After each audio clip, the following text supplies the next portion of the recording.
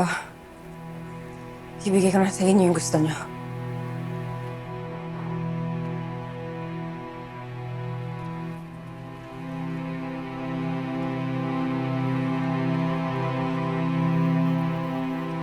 O, diba, Gina?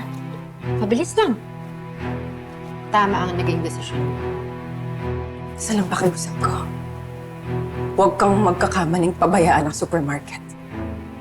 Bigyan niyo naman ng konting respeto ang negosyo ng pamilya ko. Huwag mo kang maliitin ang kakayahan ko. Anong kakayahan niya sinasabi mo? Kakayahan ng mangagaw ng asawa? O kakayahang manglimas ng pera ng iba? Makapagsalita naman, akala mo kung sino. Hoy, Kapatid ka lang. may malasakit ako sa kapatid ko. Hindi ako kagaya ninyo, mga walang konsensya. Maniwala man kayo at sa hindi, wala kaming masamang intensyon dito. Ginagawa ko lang to para ma-secure ang future ng anak. Talaga ba? Noon pa man mukha na kayong pera. Mga mapagsamantala kayo eh. At nagsalita ang matino. Bakit, Gerald? Hindi ba't pinagsamantalahan mo rin ang kahinaan ko? Wala akong ginawa na hindi mo ginusto. Pero ginawa mo akong parausan at pagkatapos iniwan. Tama na, ayoko na marinig lahat yan. Si Daddy na lang ang iniisip ko. Gusto ko matuloy ang operasyon niya ngayon din. Oo na, Gina. Huwag kang atat. I will sign the consent ASAP. Pero may kailangan ka pang isang gawin. Gusto ko ng formal na turnover.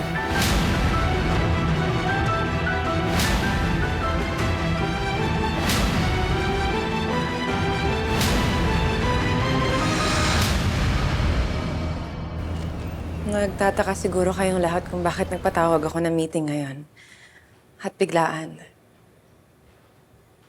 Well, I just wanted to tell you in person, all of you, that I'm officially stepping down as president ng Rodriguez Supermarket and bilang may-ari din, I'm stepping down. Dito madaling desisyon para sa akin. Sa tagumpay at sa hirap ng supermarket natin, kasama ko kayo. Not only as my employees, pero bilang pamilya ko din. Ma'am Gina, kung wala kayo ni Sir Robert dito, wala na rin po kami dito. Kaya nyo. Kaya nyo, naniniwala ako. Lalo na sa'yo, Maki. And you, Julia? Pati ikaw, Tolets. Gusto ko magtulungan kayo. Kayong lahat. Alang-alang sa Sir Robert nyo, na never naman kayo pinabayaan. Kahit kailan. Gina, ngayong aalis ka na. Sinong papalit sa'yo? Tsaka, sino na po ba ang bagong may-ari ng supermarket?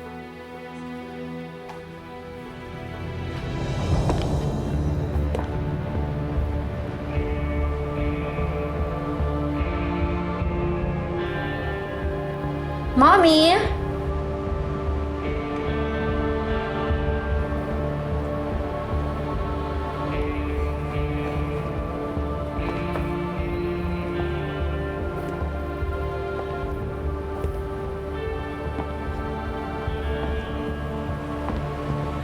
Tabi dyan.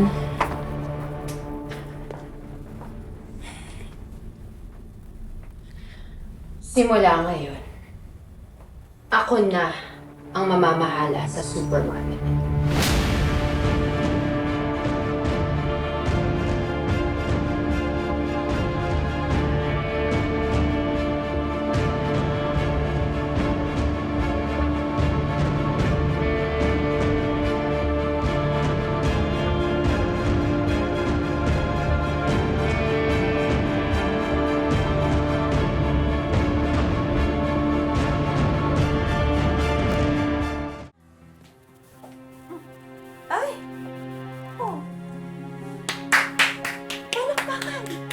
Palakpakan! Palakpakan! Palakpakan kayo! I-welcome ninyo ang bagong may-ari ng supermarket. Walang iba kung hindi si Madam Betsy Rodriguez.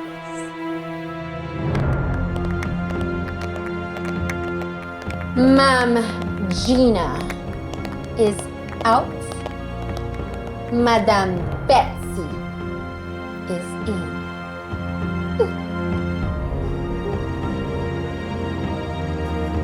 Oh, palakpakan!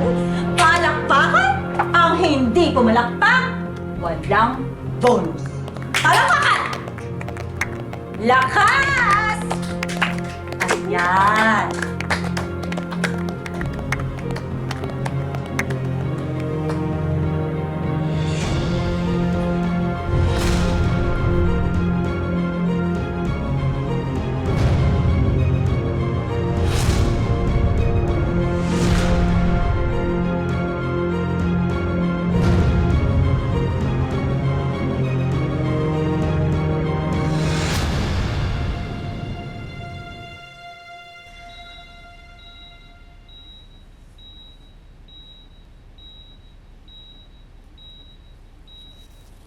Dad, I wanna ask you.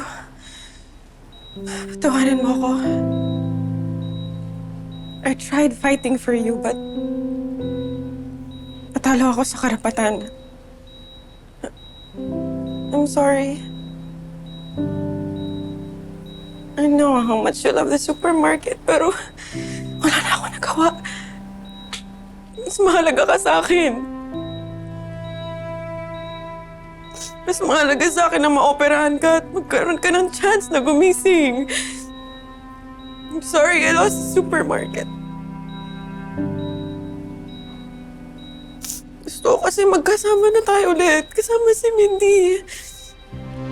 And I promise, Dad, pag nangyari yun, hindi na kita iiwan ulit. Promise, eh. I promise.